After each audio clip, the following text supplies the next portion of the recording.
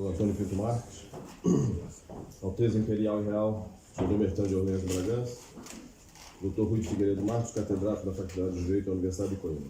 Minhas senhoras e meus senhores, esse meu brevíssimo discurso será dedicado à Sua Alteza Imperial e Real, Sr. Dom Luís de Orleans e Bragança, chefe da Casa Imperial do Brasil, que eu conheço há exatamente 30 anos, um príncipe cristão de comunhão diária, de oração, e que hoje está no Brasil, rezando pelo Brasil e por Portugal, de certeza.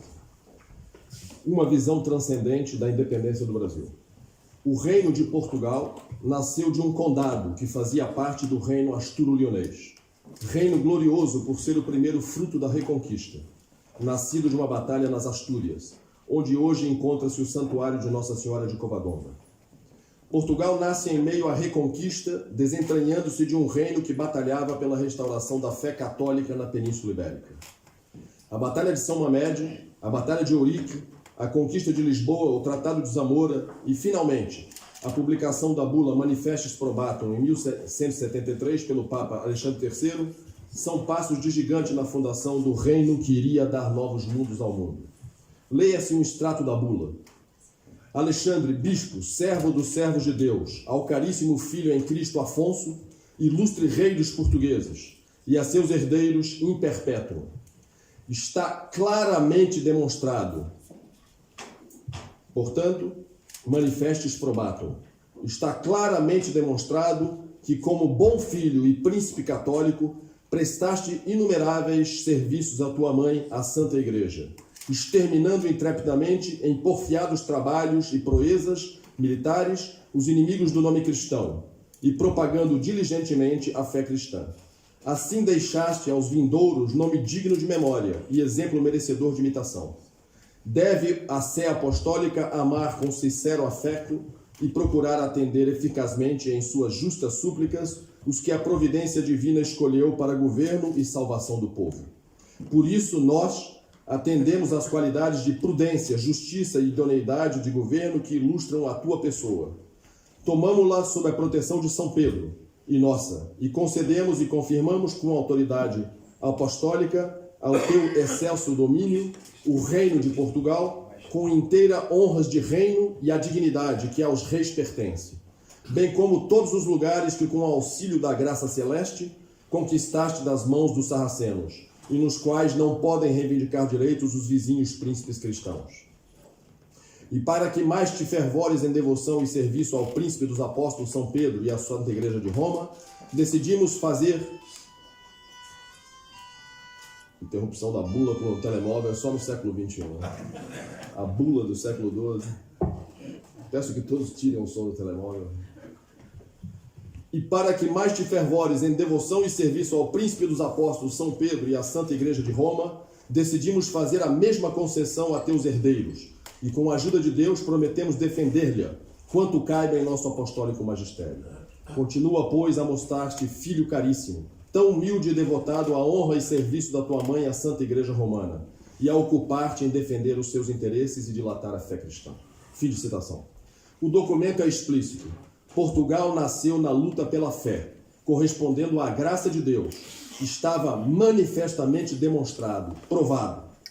E uma profecia para o novo reino ficou gravada no legendário campo da Batalha de Ourique. Uma missão para aquele reino. Uma missão para aquele reino. Pequeno em dimensões, o reino tinha uma alma grande. A expansão da fé pelo mundo deveu-se muito a Portugal. E isto não é legenda, apesar de ser legendário. Desde a restauração da independência portuguesa, após o período filipino, os herdeiros do trono português receberam o título de príncipes do Brasil. Volvidos, Dom Teodósio, portanto filho de Dom João IV, recebe esse título. Portanto, o Brasil, nesse caso, é elevado a principado, pelo menos na honra. Volvidos 140 anos de chegada dos lusitanos às terras de Veracruz, e já se reconhecia a grandeza da obra que ia se realizando naquelas terras. E com o correr do tempo também haveria de se desprender do reino português um novo império. Foi um processo histórico que dilatou as fronteiras da América Portuguesa, vergando a linha de Tordesilhas. Consolidado em 1750 com o Tratado de Madrid, já se podia divisar um verdadeiro império, do Prata ao Amazonas, do mar às cordilheiras, o território se alargara providencialmente. Obra dos navegantes, dos bandeirantes e dos diplomatas. A cartografia estabelecera dimensões colossais. E os missionários, no silêncio da oração e da ascese, geração após geração, ofereceram os seus sacrifícios para o alargamento de um império espiritual. A mentalidade católica do povo brasileiro é o traço mais profundo da sua alma. Os intérpretes do Brasil que buscam rigor e honestidade na sua exegese não deixam de explicitar este enraizado senso católico da vida. Sucedeu politicamente ao período colonial o chamado período imperial, mas pode-se afirmar que sociologicamente o Brasil permaneceu fortemente ligado à tradição luso-brasileira. Após o grito do Ipiranga, repetiu-se, a 12 de outubro, a cerimônia da aclamação, que, segundo Paulo Merea, perdia-se na bruma dos tempos, na Península Ibérica, e que foi a cerimônia tradicional dos reis portugueses. Poucas semanas volvidas da aclamação, teve lugar na capital do Império, no Rio de Janeiro, uma cerimônia que distinguia o Brasil Reino do Brasil Império.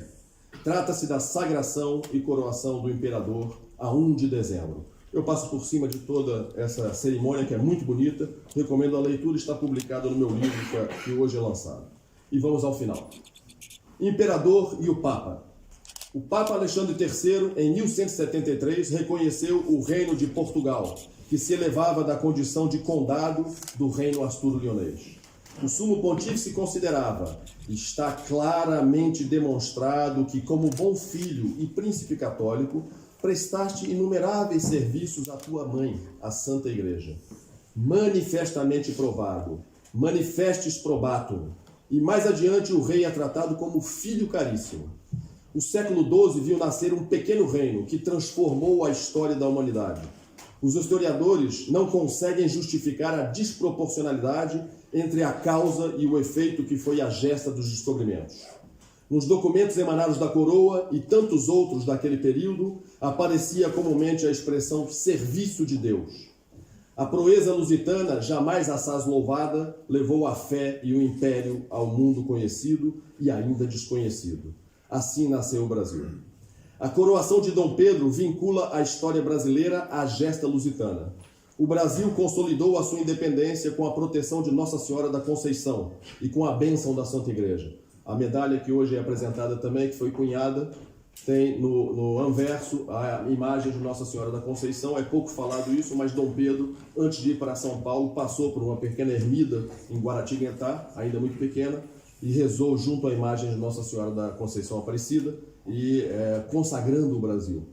Tanto hoje é apresentado o livro, a medalha, e eu olho aqui para o senhor engenheiro Amadeu, que faz também um belíssimo trabalho, lança um vinho comemorativo, vinho do Porto, os 200 anos da independência do Brasil.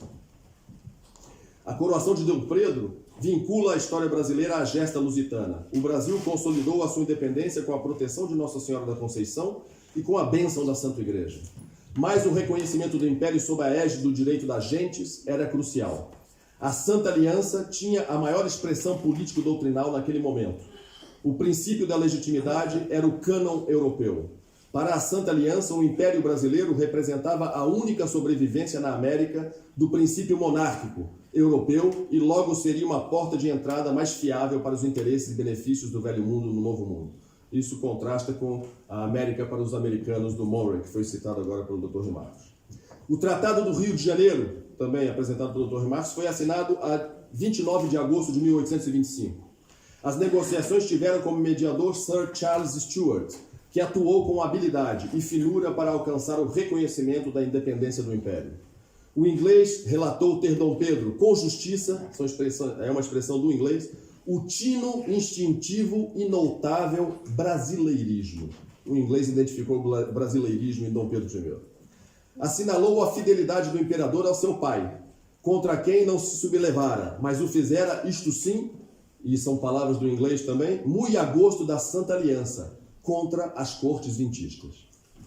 A reação antiliberal em Portugal em 1823, que teve como marco a Vila Francada, permitiu que Dom João recuperasse poderes da monarquia tradicional, limitada pelo Pacto Subiectiones e pelos poderes institucionais dos corpos intermédios. O Tratado do Rio de Janeiro foi ratificado por Dom João VI pela Carta de Lei de 16 de novembro de 1825. No texto fica explícito que o soberano português, e passo a citar, houve por bem ceder e transmitir em meu, sobre todos, muito amado e prezado filho, Dom Pedro de Alcântara, herdeiro e sucessor destes reinos, meus direitos sobre aquele país, criando e reconhecendo sua independência com o título de império, reservando-me, todavia, o título de imperador do Brasil. Fim de citação. O título de imperador utilizado por Dom João foi fugaz, pois morreu a 10 de março de 1826, 4 meses volvidos da dita ratificação. A 7 de agosto de 1824, foi nomeado o ministro plenipotenciário do Império junto à Santa Sé, Monsenhor Francisco Correia Vidigal, que trataria junto à Cúria Romana de assuntos religiosos e políticos. Após o reconhecimento de Portugal, o campo estava aberto. O Papa Leão XII recebeu o embaixador do Império a 23 de janeiro de 1826 e foram apresentadas as credenciais. Na manhã do dia 24, foram alçadas as armas imperiais no Palazzo Verospi, sito na Via del Corso, e saudadas pelos romanos. Na bula Preclara Portucalia, de 15 de maio de 1827, o Sumo Pontífice, após um discurso histórico sobre as ordens militares, onde refere vários de seus antecessores e suas práticas com respeito ao padroado, escreve, palavras do Papa: tendo em vista e levando em consideração tudo isso, nós, seguindo os passos e exemplo deles, animados com a mesma solicitude e afeto do coração para com os reis e príncipes ardorosos de piedade e zelo pela fé, sentimos-nos muito inclinados às súplicas que nos fez o nosso caríssimo filho em Cristo, Pedro, primeiro imperador na região do Brasil. E mais adiante, nós, portanto, tendo em vista o grande zelo em que arde o dito imperador, a exemplo de seus maiores, não só pela conservação da religião, mas também pela sua propagação, visto que tem o cuidado de trazer com todo o auxílio à fé católica os idólatras e gentios, que ainda são em grande número nessa região, e tendo muita confiança de que há de perseverar nesse propósito e na mesma devoção, para com esta sé apostólica, acolhendo com especial benevolência as suas súplicas. Fim de citação. Acolhido como príncipe cristão, o imperador Dom Pedro é reconhecido soberano pelo Papa Leão XII. Séculos volvidos da Manifestis Probatum, um descendente de Dom Afonso Henriques, recebe a honra do reconhecimento e de poder servir na obra da evangelização. Com toda a legitimidade e razão, poder-se-ia afirmar: Petrus imperat. Muito obrigado.